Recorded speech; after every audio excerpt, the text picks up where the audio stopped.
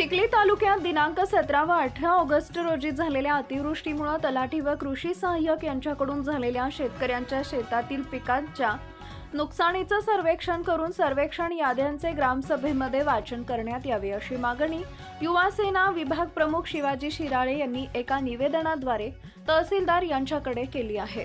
दिनांक 17 व 18 ऑगस्ट रोजी आपल्या निवेदनात त्यांनी नमूद केलंय की झालेल्या अतिवृष्टीमुळे शेतकरी बांधवांचं अतोनात नुकसान झालं आहे। त्यामुळे या नुकसानीचं सर्वेक्षण करून सदर याद्या ग्रामसभेमध्ये वाचन करण्यात यावी। याबाबत केंद्रीय मंत्री भूमिपुत्र प्रतापराव जाधव यांनी सूचना केल्या होत्या। मात्र अनेक ठिकाणी अशा याद्यांचं वाचन झाले नसल्याची तक्रार शेतकऱ्यांनी केली असल्यानं केंद्रीय मंत्री प्रतापराव जाधव यांच्या सूचनेप्रमाणे वाचन होत नाही।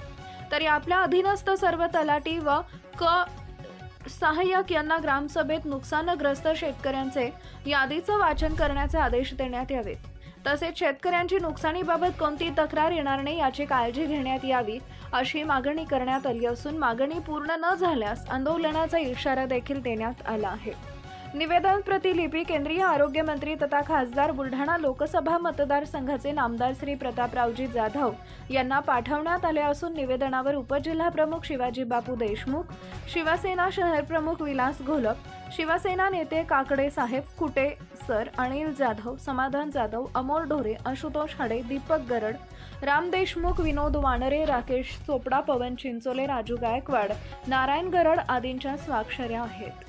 नवनवीन बातम्या पाहण्यासाठी आजच विदर्भ दूत न्यूज चॅनलला सबस्क्राइब करा आणि बेल आयकॉनला सुद्धा क्लिक करा।